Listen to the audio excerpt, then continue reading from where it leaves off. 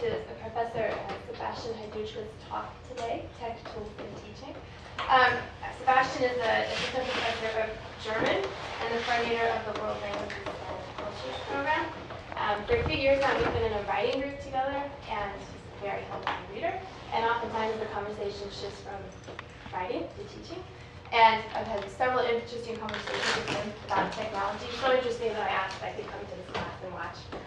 So twice last quarter he let me come, and he even let me bring Neymar Herzog kind of spontaneously. And I just thought it would be great to have him come and speak with us and spark a really interesting conversation. Thank you so much for coming today. Yeah, thanks for the invitation. So I hope I don't know if I can spark anything here, but at least I can share a few of the things that I do in my classroom with you. And I will also share with you why I do the things I do in the classroom, kind of the reasons. And because this is an academic setting, I will also provide some proper academic evidence to help you out. So I heard a few conversations before we got started here about the picture, the symbol that I used up here. How many of you recognize that? It's a Facebook unlike, isn't it? Yeah, it's a Facebook unlike or dislike, but what's the issue with that? You can't do that. You can't. So Facebook does not have an unlike or a dislike button. This is a fake. And yes, so all that exists in Facebook is the thumbs up, and that's the like. So you like something on Facebook, but you can never say thumbs down, I don't like that. You can click the like, but that's all you can. It's all positive on Facebook. And that's really how I wanted to start, just to show you what our students are dealing with, the environment of our students, and why I thought that things in the classroom, and especially in my classroom, had to change significantly. Because we have problems, or at least I had trouble in my classroom, figuring out how do I deal with the students texting, Facebooking, talking, walking in and out, being too late, not paying attention, all of that stuff. So I'm going to talk a little bit about the problems. I bet these are not just my problems, but about our problems. I want to share with you how I turn things around in the classroom, and then I will talk a little bit about the tools and the technology I use to facilitate and to things in the classroom and to turn things around. I told you that it was going to be interactive, and I asked you to bring your laptops, your phones, smartphones, the tablets, whatever you have. I think it's going to make it a lot more interesting, interactive, and easier. But let's get started with a little exercise. Isn't that fun? I want you to think about the problems that you think you are experiencing in your classrooms, and I want you to spend a couple of minutes just taking some notes on that. Think about what are the problems that you have in your classroom and that you think you would like to address. So, what are some things that are happening in your classrooms? Let's just go ahead and share. There's noise outside. A lot of times you can't open the windows. It's too hot, it's too cold. Yeah. It's like, why is all this construction happening? Don't you know this is about teaching? It's not about building stuff. Yeah. Stuff of many other distractions, that don't even have to do anything with our classroom. So the ones that I have that are relevant to using technology are students posting Facebook status, students texting, drives me nuts. I would like particular since I teach ethics issues and people take different sides, I sort of get immediate feedback on an issue before we discuss it or where they're at before discussing and sort of post rather than doing kind of surveys that take a long time to look at and so forth. And my students send, say, their presentations to Google Drive. I have no idea how to do that. So that's kind of old school issue for me, but those are my questions. For me, it's really distracting when the person sitting next to me is on Facebook. You glance over and they're reading a BuzzFeed article, and it's like, okay, I'm gonna try and focus, but it's right there. And probably the biggest thing I've noticed is a lot of the foreign exchange students use a messenger program that like I used a lot in middle school, but I haven't seen anyone use it. So there's constant little pop-ups coming up on either side of you as they chat with each other. And so it's just constantly popping up and catching your eye. Is it also noise, or is it just the visual? It's just the visual. I've got something that I think isn't specifically about technology, but technology might address it somewhat. I want to discuss in class. I often want the group to be talking about. Sometimes I think they actually want to discuss like something that's not just a soundbite, you know, like a whole paragraph or some argument that's longer than that. It would take a really long time to put on the board. I can give a copy of it as a handout, but then everybody's looking, you know, it's sort of like everybody looking at their own screen. I want everybody to be looking, in a sense, at the same thing. You know, be looking at one screen or one something, everybody wanting to look in the same direction. So my question to you, is that a problem or is that a solution? Rather, is one screen a problem or is that a solution?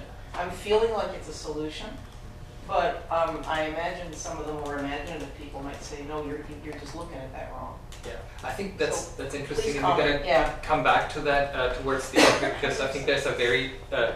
very easy solution to We were talking a little bit about sometimes students don't take notes like we'd like them to take. Yeah, that's what I just find that so They bizarre. don't take People don't take notes. Yeah, They just they don't take notes. Do you go through the slides really quickly so you can only take half We notes? talk. No. But I mean, it's supposed to sometimes they just take notes on what's on the PowerPoint. They're not. Yeah, because say for example, I'm trying to give a lecture and put information on the blackboard or whiteboard, whatever it might be, and that's, so I repeat it, and I put the themes, I repeat it, and there's no, 50% of the people are writing anything down. But then when I put up a PowerPoint slide with like three words on it, that's say like a portrait of a That's king the or whatever, they'll write that down, but that is available at all times on Blackboard. That's the, yeah. So I don't get, Why my are they doing that? speech, I can only give that one time.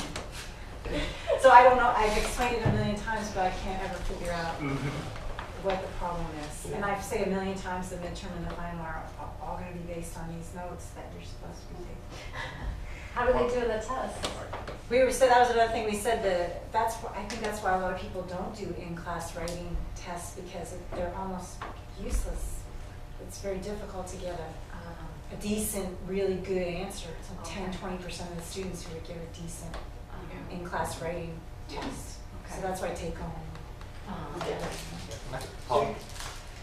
The quality and quantity of note-taking has certainly declined markedly. And I'm not thinking back to some golden age, you know, when I was at university, we all furiously took notes and knew exactly what to take down, rigorously studied them. No, it was not that way then, but there has been a marked decline in recent years. One thing that I do in my courses is, first, I make all of the PowerPoint for all the lectures available at Blackboard.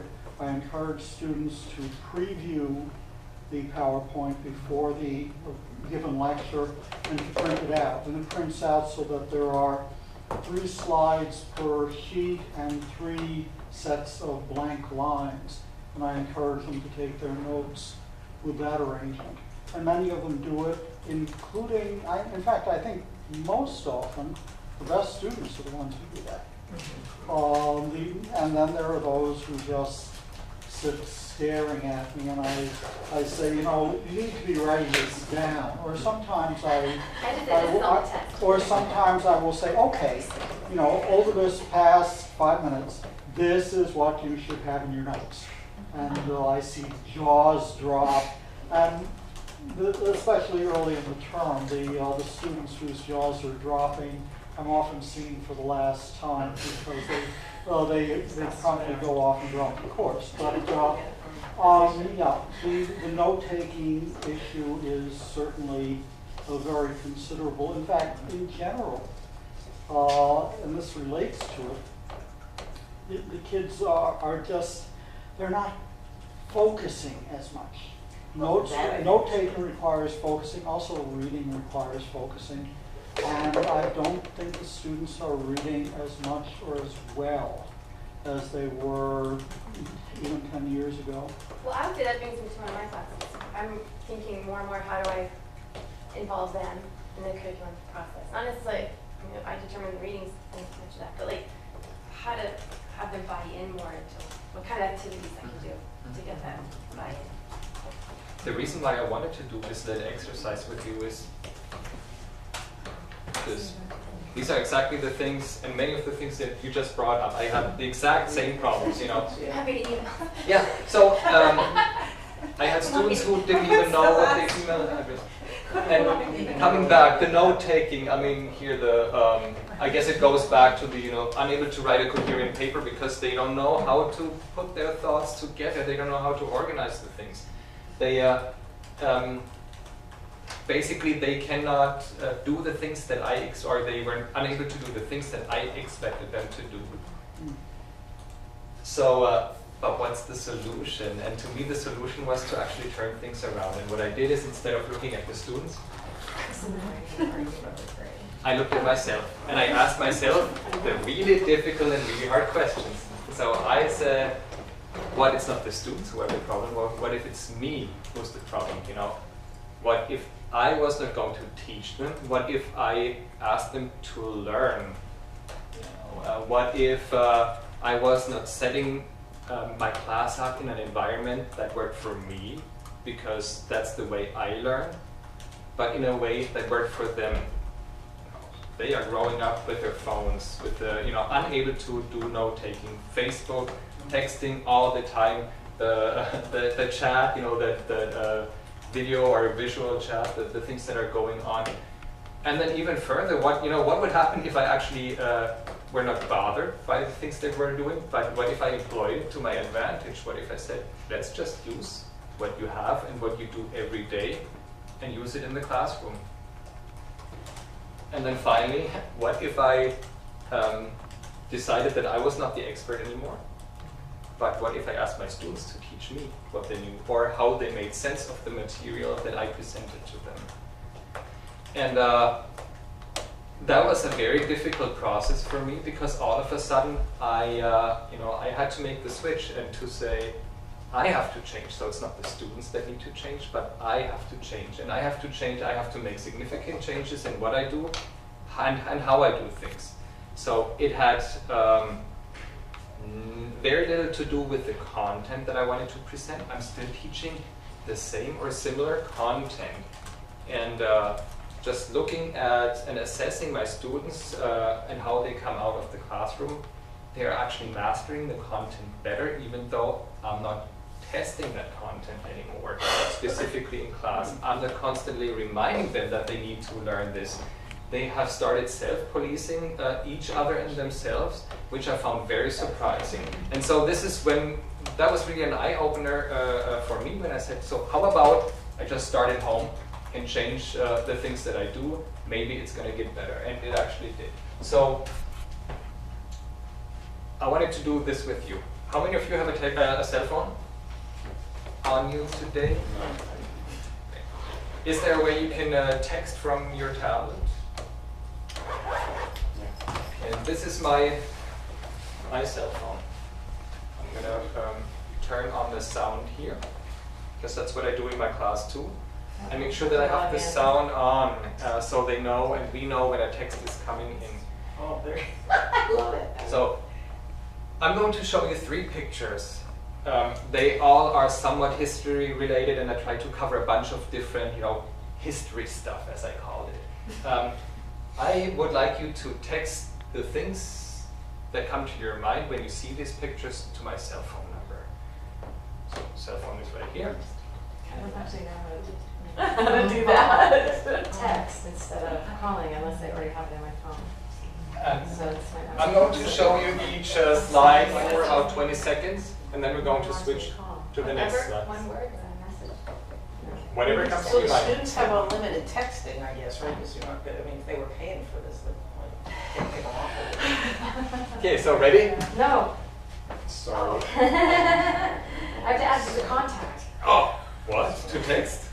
Yeah, I don't know how to do it that way. what you asked so simply to do, I have no idea how to do that. There you go. But now I can. So you want a separate text for each picture? Yes. Do you have enough time for me to actually type your text? Because I'm not very fast at that. Well, there you go. Well, that's part of the exercise. Uh-oh. So no pressure on you, but you know, usually in my classroom, by that time, that thing has gone off about, oh, there you go. So that's not bad. That's probably mine. You might have to blur it on. Did they hurry to do the first one to get you? Oh, they can hear it coming in. Did they? It has become kind of, you know, a fun activity, trying to be the first one, and I, in some of the classes, I read back the phone number. So are these like clickers for you in a sense? Like Yeah, they have replaced clickers. Yeah, but in a much, you know, a clicker you have to buy. A cell phone, I would say 95% of my students have. If it's not a smartphone, they have, you know, a plain old flip phone or whatever. So pretty much anyone, and if they don't, they work with a neighbor. So, you know, I have acknowledged that too, that some students will not have a cell phone for some reason, and they can work with a neighbor, because it's never a, there you go, there's the next one. And so this is what keeps happening in... So I'm sending a message on an iPhone message. Does that mean you don't get that? I would get it. You get that? Okay. I have an iPhone, and yeah, it's just gonna be... Okay, let's switch to the next picture.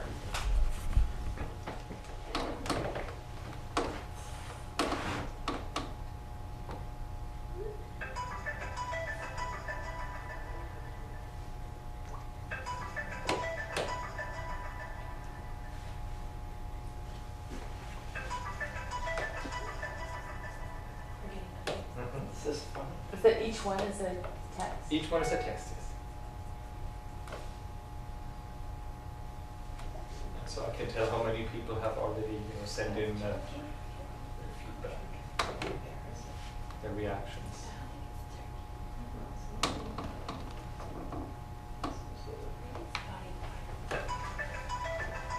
You ready for the third picture? Oh, see, this is pretty good already. Here's the third picture.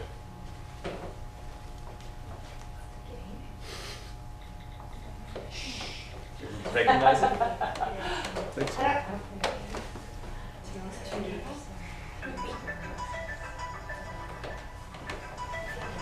So that's not bad, you know, it's, you're really getting better.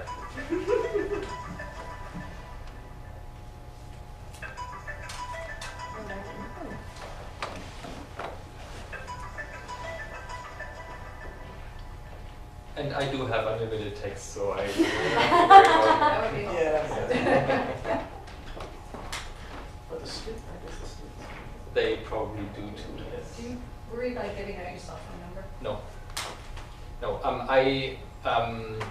And if you worry about that, there are ways around it, and I can tell you two very easy, uncomplicated ways. If you don't want to give out your cell phone number but want to use that, there's easy ways around that. Yeah. How big are your classrooms usually? 30 students, but you can go up to, you know, as many as you want. Do you like read all the texts, or do you just like? Sometimes it's not necessarily about that. It's about other things, because, you know, why did I make you do this exercise? What's your son image? Certainly for one thing, but why? You know, why is that important? Get your You want to be the participant. It's not about you, right? It's about your students. So, what do you think your students are coming up with when they see this here? What's the first thing that will come to you, to the mind of your students? Not to your mind, but to the mind of your students. Not the swastika? To their minds first. So, but what do they think when they see a swastika? Nazis, That's what I heard. Hitler, Right. you know, whatever. Maybe the Holocaust, maybe not, because they think History Channel, you know, so they think about the war machine and But stuff. it could be like India or. And that's exactly the point. This has Like, nothing to do with yeah, Germany. elephant in the background or Yeah. something, yeah. It's so, it has nothing to do with the Nazis, nothing to do with Germany, but it's the symbol, you know, the swastika that they associate with something, and we can say it's, you know, it's an appropriation of that symbol by the Nazis, but it has nothing to do with it, you know, and so then you could talk about what the implications are of that. For this picture, what is this about? Some anti-Islamic comment. The map of Austria. Oh, it's That's pretty Austria. close. Austria. It's Is it Austria? Is it not? It's not Austria. It is Cyprus. Cyprus, You have okay. North Not and So Southern the Cyprus. rest is Turkey. and Yes, the coast exactly. is So Islam, Turkey and okay. Greece and the whole, you know, so again, a bunch of implications here. You know. But so see how this could already start something and trigger something, and you don't even have to have your students read any text just by putting these images on there and starting to talk about it. And doing this here gets everyone thinking. So to me, it's not so much about the what do they write or what do they text me. It's more that they do write. They start thinking about the image. You know, they go, oh, this is fun. We're gonna get we get to text in class. We have these interesting pictures. But you get thinking, and all of a sudden you start talking about it, and you have more students participating than you would ever believe. And even the students you would never expect to participate, they go and they start. How about this one here? Yeah, so pretty much like that. It's not. It's one of the computer games, and I pulled it off one of those online wikis because it was supposed to. It was a tutorial for gamers to teach them how to build the proper fortifications in a medieval city. It said, build one wall, keep some space. This is where you deploy your troops. Build another wall. If the enemy breaks down the first wall, you have your troops in between. They can battle the enemy, you know, and before they actually get to the second walls, you know. Might be a very crude way of talking about medieval cities, but guess what? You know, you have people playing these games, and so you get them interested in that. Maybe that's all what it takes. So you've already noticed that I use the cell phones a lot, and the question was, you know, how do you get around? I have my students. I allow cell phones, tablets, computers, and I even allow Facebook, Twitter. I have a class hashtag that I used in my class. It was OSUGER261 that started popping up on Twitter that my students used when they started posting things. And I used Instagram for you know, a bunch of activities. And this is how I got around the lack of note-taking, because I noticed that my students, they do know how to take notes. They just do not know how you do it. You know, when we did the first exercise with the, I asked you to write down the things in your classroom. I think everyone but you used paper and a pen or a pencil, even though most of you had other means, other tools here. That's not how our students do it, or at least not how my students do it. They are used to the thumbs. They can type incredibly fast. The texts that are coming in, by the time you send your first text, they have texted 4, 5, 6 times, you know? So they can put in a lot of information in a rather short period of time just by using their thumbs, the fingers, on their cell phones, and maybe not even on their cell phones, but they place it somewhere else. So I said, if you don't want to take notes with a pen and paper, go ahead and post it on your Facebook wall. Tweet about it. Use anything that you want, I don't know, put it on your notes on your iPhone and send it to whatever the cloud, whatever you need, whatever it takes to process the information. And I did 2 things by that. I cut down on the texting in class and Facebooking in class, because they still get to do that, right? But they do it with the things that they're supposed to, or that I want them to talk about in class.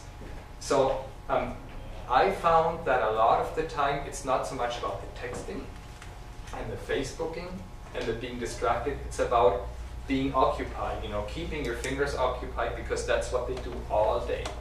If you look around, they walk and they text, you know, they drive and they text, they probably go to the bathroom and take a shower with the cell phone in their hands, you know? Because that's the way it goes. They are so attached to these devices that it's very hard to disengage with them. So I did those. Even in the film screenings that I had, I asked my students to silence their phones, to dim the screens, and to take notes during the films. So what they couldn't do before was to take notes during the film screens because it's dark. They came back with amazing notes after these film screenings just by using their phones and by pushing that stuff onto their Facebook sites. You know, and that way they also shared it with their friends, and they said, oh, I'm watching this really crazy German film right now. This is what we're seeing. It's just, oh my God. And then students or their friends would comment, you know, and they would start a conversation with their friends explaining what they saw. So, you know, they processed the material, not necessarily in the classroom, but with their friends, and they explained what they were doing with it. Do they create a Facebook page for your class and talk to each other? No, and I don't moderate any of that. So I'm not on Facebook. I do not have a Facebook page. And I do not have a Facebook class page. I don't want to. This would be something that I start, you know, and I would force them to be on there. But by putting it on their pages, they can connect with I each know, other. but they might be on their own creating a page. Absolutely. And then sharing their notes with each other. They might, I don't know, you know, I don't know. They might do it in the classroom, they might do it in there. I don't know what they do. I don't know the medium they use. I don't know the, you know, if they use Twitter or, you know, some might be visual. They will snap pictures of, you know, like a screenshot or so, and put it on their Instagram page. So you have a bunch of pictures, just, you know, making sense of it instead of typing stuff down. What if you have that visual learner who does not want to type, but makes sense of the world in images? You know, that's what you. So I use the technology in here, and I say, whatever works for you, use it in class. You know, so yeah, take a picture of that and use it. And it has helped not only cut down on the distractions in the classroom, but it always contributes to that. Good. Should I keep it up a little longer? I can also post this on Blackboard. Yes. So my son, who's a freshman at UO, uses Tumblr, which Tumblr, is yeah. similar to Facebook, but it's different. Yes. Because to some kids, Facebook is not cool. Well, yeah, it's not cool anymore. You know, it's for our generation essentially. So we use Facebook; they don't use Facebook anymore. Yes, and you know, maybe that works for him or for some others. These are just some examples, and I say, you know, this is what you can do. But pretty much any app, anything, can work for you. So in the classroom, when Kara came, I don't even remember which activities we did. New German cinema. They had to go New Beginnings.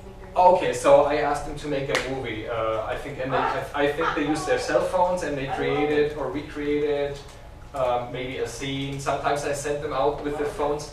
But what I do is I have turned things around. So we don't start by me lecturing things. I ask students to read things at home, you know, like we always do. But instead of going into class and lecturing about it, I asked them to make sense of it by using technology. So here are just some things that I have used in the past.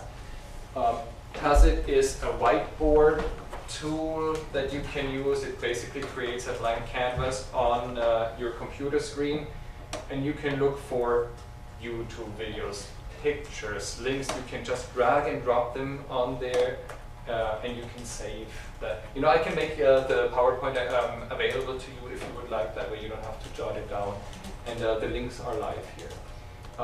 I used Bubble.us as a way to help them write outlines and think about outlines, because I noticed that none of my students know how to really do a proper outline. So Bubble.us is a page that asks them to create little bubbles on the page. And I asked them to put their thoughts into these bubbles, you know, just randomly all over this page. And then I asked them in groups to connect the bubbles, organize the bubbles in a way that made sense to others. And so in the groups, they organized the bubbles, and I asked them to tweet about their project, to summarize everything, and all of a sudden they had a thesis statement, they had an outline, and they had the topic sentences with these little bubbles. So it was a very neat way. YouTube, you probably know. You may not know that it's very easy to record with YouTube and to upload things to YouTube. So anyone can do it from any computer with a webcam, even the older ones. Twitter, you probably know. The deal is that you only have 140 characters to, and that includes spaces, punctuation, and so on. So I use that in class to, if I want students to summarize something, to be very succinct, I say tweet it, you know. Tweet it 140 characters, they cannot go on and on and on and on. They have to boil it down to these 140 characters. I have used LinkedIn and Facebook before I'm using that right now in a first year German class, LinkedIn, to have them talk about themselves, to introduce themselves, you know, to start looking at their profile. Who am I? How old am I? You know, and so, but we use this instead of a traditional textbook. Boy, I wish that had been available when I was taking foreign languages in middle school. I would have gone nuts. I would have loved it. I would have loved it. Oh, I think it's super for a foreign language class. That's the best you can possibly do. Because people just anytime you're talking Yes. in that language, you're getting some practice. I think that's so cool. So we actually, I think we have a few. Go ahead and go to your app store for those of you with the tablets and the phones. And go to the App Store or the Google Play Store and look for Vine, the app Vine. Yeah. So for those of you who have already downloaded it, Vine is a very neat app. It allows you to take videos that are only 6 seconds long and they will loop, constantly loop and loop and loop and loop. So what I have done is that I asked my students to, I gave them a topic. They had watched the film. They came into class, I said, you need Vine, and make a Vine about the thing that you found most fascinating about the film. So they knew they only had 6 seconds, and they had to reduce the entire movie to one thing, one instance that was 6 seconds long. And they all did the Vine, they texted the Vines back to me. That's how it works. So you record it and you then text it to someone. I was able to share it on the screen with the other students. We watched the videos and then we started talking about it. And they shared what they had recorded. Now, the trick about that was that you had everyone. So even, the students who sit in the back row with the baseball cap over their eyes and fall asleep, they started going out with their phones, and they were the ones who actually led the discussion in the class period. And all of a sudden, I had opened up the classroom to a totally new audience. The ones who are not interested. They talked about what they liked about the movie, and it turned out that it was in the second half of the quarter that they had all seen the movie. I mean, we would never expect that they had done their homework, or had done their reading, But so then all of a sudden, that one student started talking about what he had done and how it related, and that really blew me off, how it related to the reading in the textbook.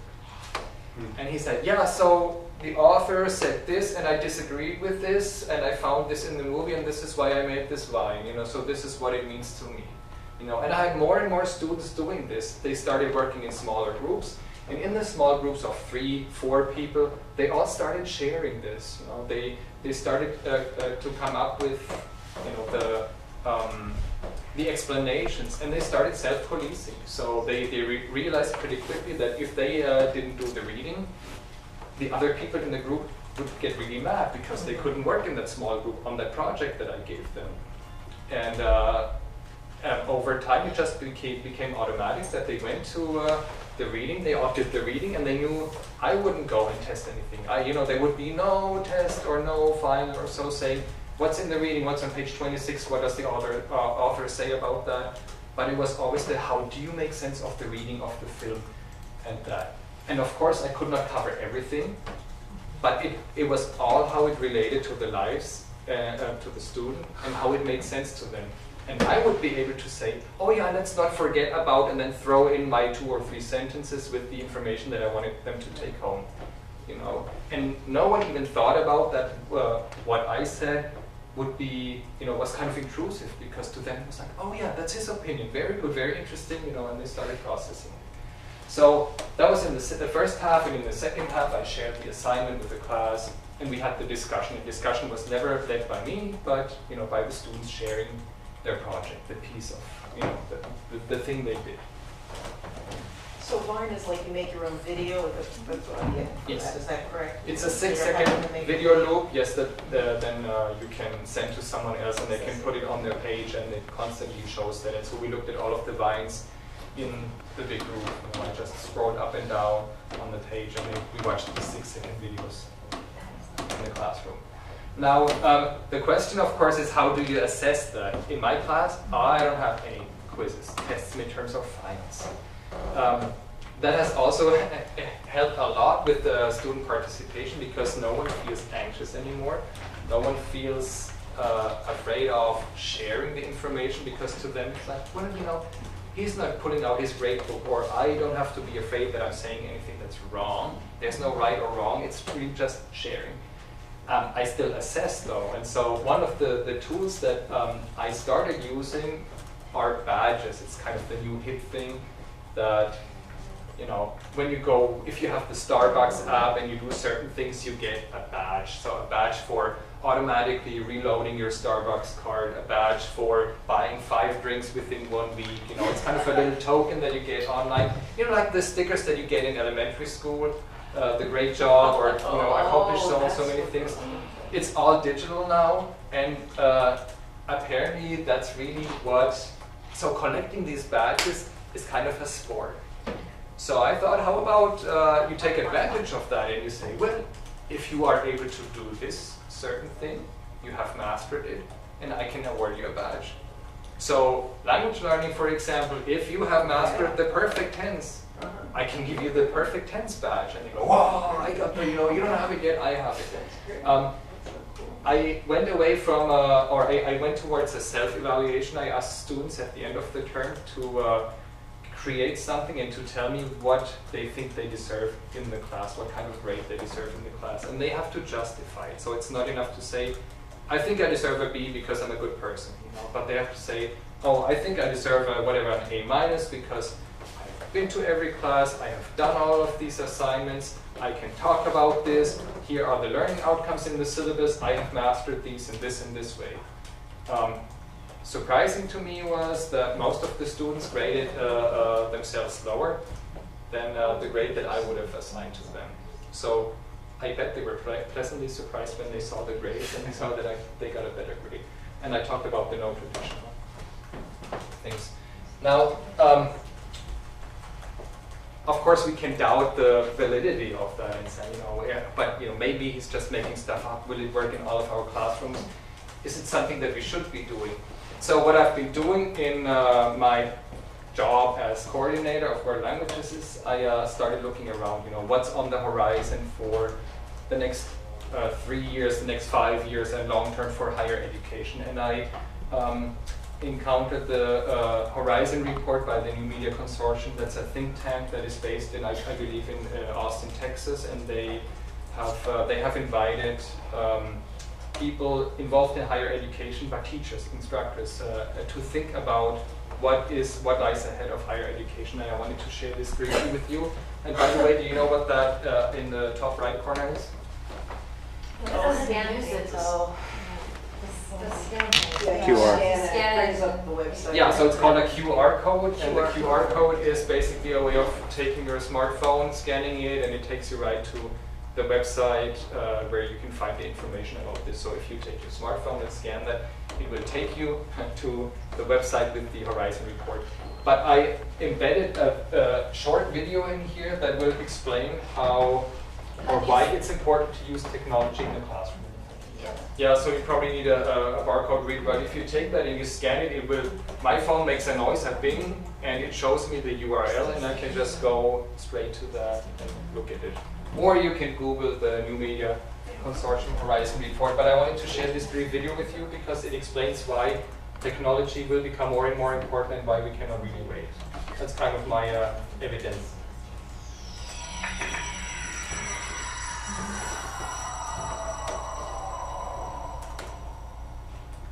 Introducing the NMC Horizon Report 2014 Higher Education Edition. The report is a collaboration between the New Media Consortium and the EDUCAUSE Learning Initiative and is available for download now. The report highlights 6 technologies or practices likely to enter the mainstream within the next 5 years, as well as 6 key trends and significant challenges. You'll notice that the Horizon Report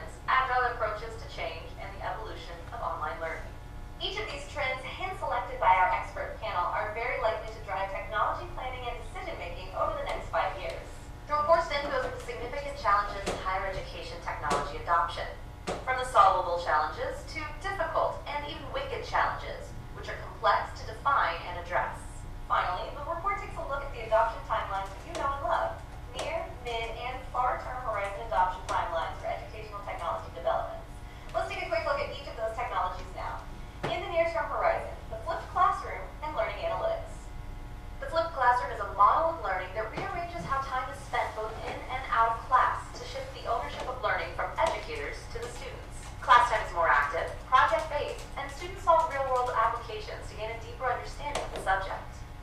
Learning analytics is an educational application of big data.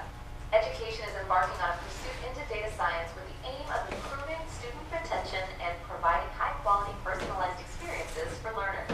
In the 2 to 3 year adoption timeline, 3D printing and game gamification.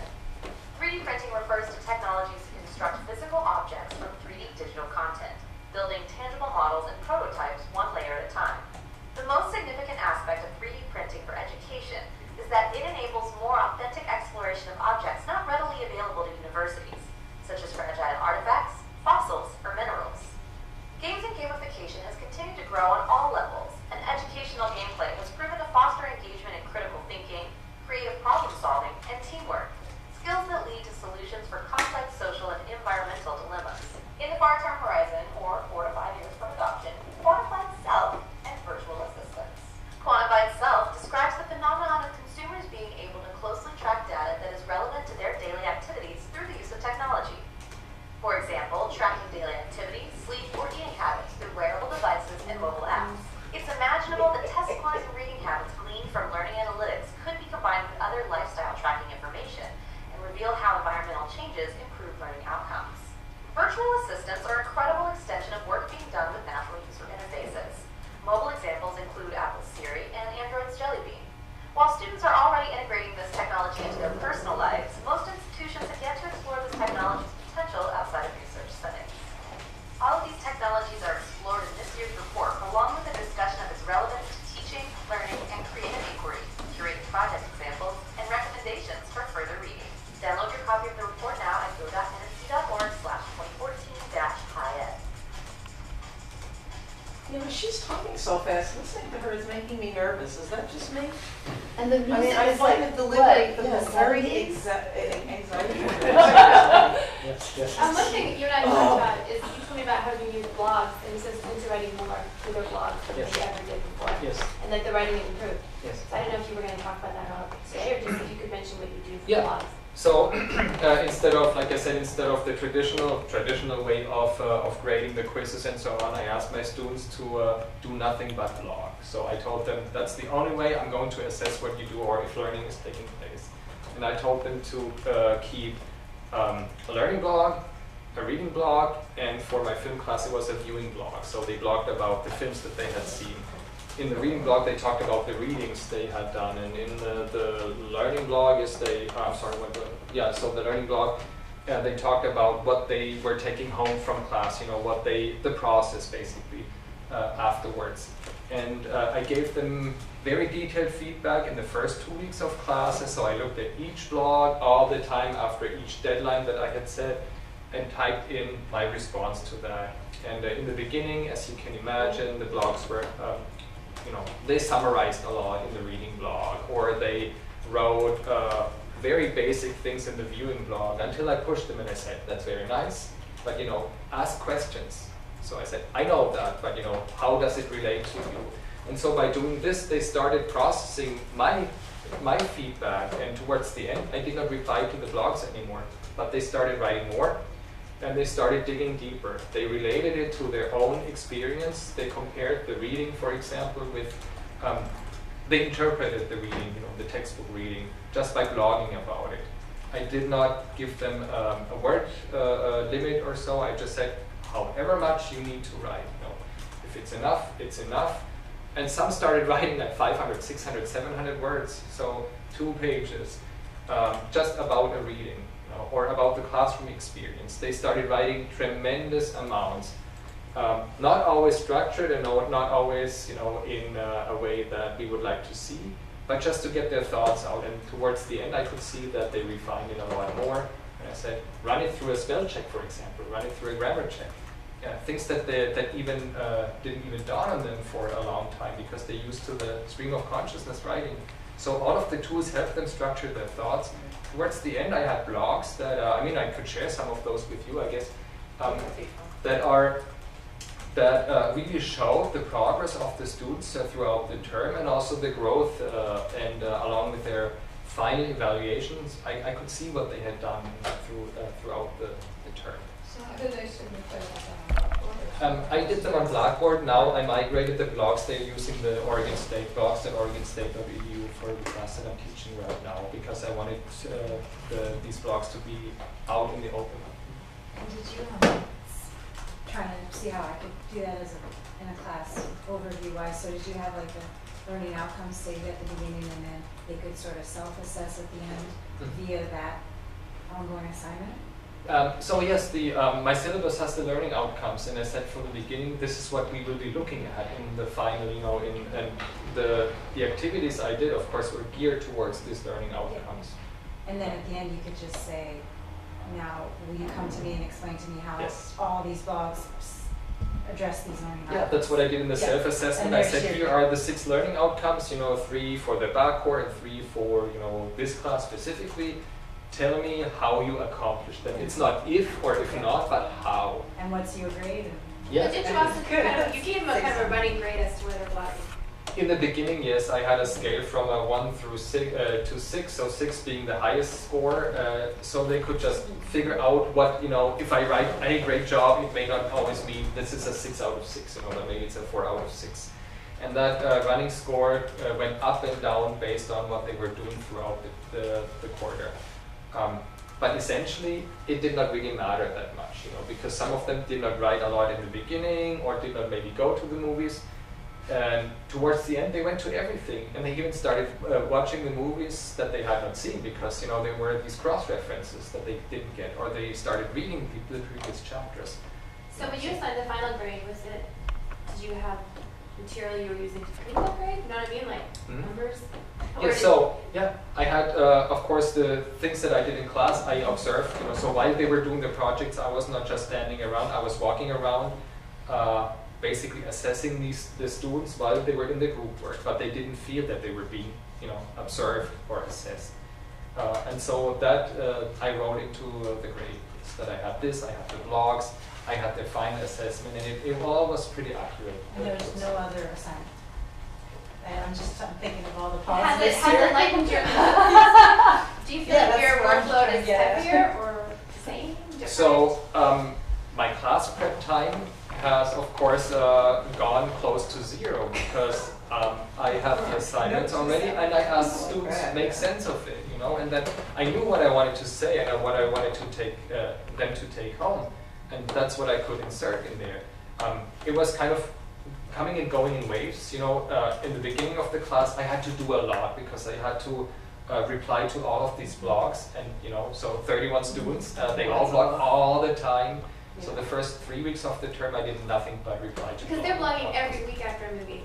They blog every day, sometimes twice a day, depending on if they had a movie and a reading, and so sometimes yes, they had to blog twice a day in different blogs, and so that was a lot of work in the beginning, but that kind of lightened towards the end, and yeah. So when everyone was getting stressed out, I was actually having a great time. How do you organize what goes on in class? That's it. That's one of the things I'm not getting is, don't you have to come into class with an agenda of some kind? Yes, I have. Okay, so I have an idea. I'm Sometimes sorry, I give them a topic. I say, the film is about, or well, what is the film about? They say, oh, it's about whatever. Let's say it's a film about Nazis, or about propaganda. I say, okay, so here is a tool that I want you to use, and here is the topic that you just said this film is about. Use this tool to explain or to make sense of the film, and we're going to come back in 20 minutes. So you give them, like, when I was there, you gave them 10 minutes to make 10-second film. 10, yes. And then they all showed their films, Yes. and you uploaded them to YouTube, and then you watched the films and talked through the film and what they'd done and the mechanics of Yes. the film. But I didn't decide which direction they were going to take. The class decided. They decided what was important to them. And because you have many different projects, it will all come together at some point. So you will cover that. If something does not get covered, you can still say, oh, listen, and by the way, so commonly, or if you look at the book, or if you were to look at other books, at the research, this is what others have said about it. This is what the other opinions that come out when you look at this, or this is a different opinion. And it doesn't feel that I'm imposing my opinion or some, because they already have their opinion, you know, and they interpret a film and a reading in a certain way. And you know, to be honest, this is actually what we want them to do, right? Critical thinking on kind of a rudimentary level because they're undergraduates, so they still have to hone these skills, but they're starting with the critical thinking. They're starting to express their thoughts. They're looking for evidence, and they're putting it out there with their tools. So not with mine, they're using theirs, but they could also take these tools and write it all down if they want to. You know, then we would have the research paper that we may be looking for. I was just thinking that taking it from a class where we wouldn't always assign films, but I guess it's the same kind of concept. You assign a reading, and then you say, here's a bunch of important themes in that reading, or here's what I would present if I were giving a lecture, these 6 points.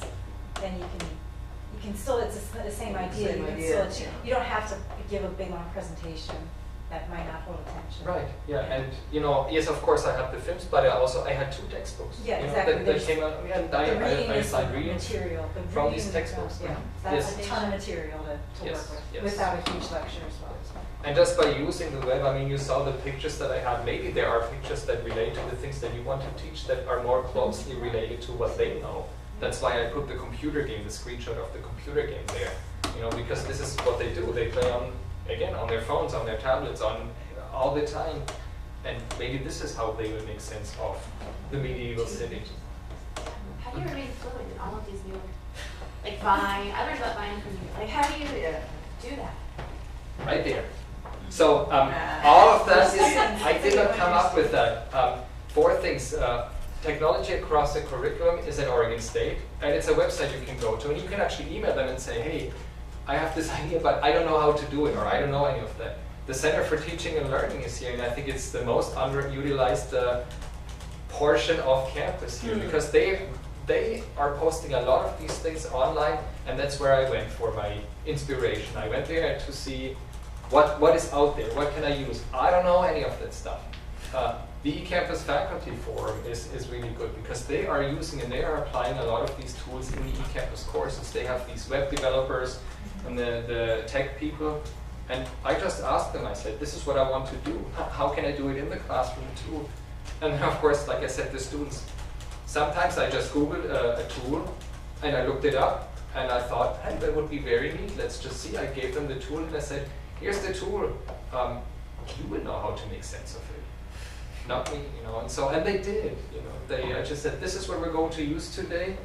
And they went there, and even the students who had never encountered that app before, they just started talking to each other, and one said, oh yeah, I've used this before, this is how you do it. So I had a student starting to teach other students in the classroom how to use the tool. You know, kind of.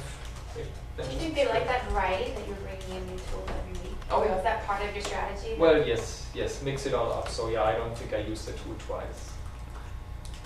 Yeah, and it sounds like a lot, but if you look out there, there are so many apps, you know, and they might just be varieties of certain things, but there are so many things you can do with their phones, the tablets, the computers, you know, anything.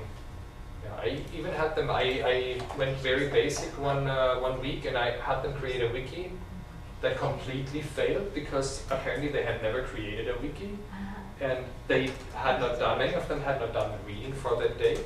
And so, but they organized each other in, like themselves into 4 groups because they thought it would be good to split the film up into 4 parts. I didn't say anything for 40 minutes in this class. I just stood back and observed. And so they organized their discussion, the pieces that they wanted to work on. They started creating the wiki to explain the film or the topic that they had agreed on. And then they all got upset because some people hadn't done the reading and they did not produce what they had expected to be able to produce in 40 minutes. Well, what created the frustration? Were they thinking that they were being graded collectively or assessed? It was not about the grade. They knew it was not a matter of grade. It was a disappointment that they could not use or they could not discuss and talk about the things they wanted to and share their thoughts using that certain piece of technology that was very basic. And it was not because they didn't know how to use that technology, but because they had not done the reading, you know, or only some had done the reading. And one student was very vocal and said, "You're not doing your reading, I'm doing all of the talking here, you know, what is this? It's, you know, I'm one person." I found it very amusing because I was just standing back and watching what they were doing. Did the wiki go live then? I mean, did you upload it, publish it? No, we didn't do anything with it, because they decided that it was way too embarrassing what they had done or not being able to do in 30 minutes. But they, it was a very good discussion the following meeting because of that. Yeah. So I think all of the tools are here, and you don't really have to be the master of these tools. It's sometimes just a matter of looking or asking the right people, helping you to locate these tools. And then also being confident enough and giving your students the agency. And that does not mean that you are sacrificing content. I did not feel that I sacrificed content a single time because, like I said, I was always able to insert myself into the discussion and to say, there's also some more. And they wanted that, at times they said, so what else is there, what can you tell us more about that? Or the book only talked about this, but it stopped there, But we want more information, and so I pointed some of the students to, to other books, to other resources, to other websites, and I said, this is what we should also know. This is what's important here. Or you looked at this film in this way, but some others have looked at it in that way. What does this imply? And then we continued the discussion in that way. So I mean, I was still able to kind of move the discussion and tailor the discussion or bring it back to where I thought it would go, if they were just going off on something, yes. So you still put together a syllabus? Did you share And it? send it back, so yeah, that's my question. Just Yeah. so I can know the language to suggest, Yeah. communicate to students. That would be really helpful. I'm gonna go back to this. I've got a course in about 3 weeks. It'd be fun to just try, but I need to figure out what the language would be. Yeah, I It'd can be do great it. if you could send it to Kara or something. Yeah, I'd like to see a Take a note. syllabus too, I would like to see a syllabus too, just to see how doing all this affects what you put on a syllabus. Maybe it doesn't affect it a lot. I don't mean the instructions to the students about their assignments. I mean, how you describe, here's what we do on this day, on this day, on this day, just how you present, here's the class, here's what we're going to do this term. I think that would be really super. Yeah, I'll do that. Thank you. Thank you. Thank you so much. Right, so there was still one question about the, what if you don't want to give out your cell phone number? Google Voice or Skype. So Google Voice is a free way of signing up for a phone number, a virtual phone number. And students can send Google Voice. Yeah. Skype's super easy, just make up any name you want. And that works too. Professor Sebastian. Yeah, so Happy face.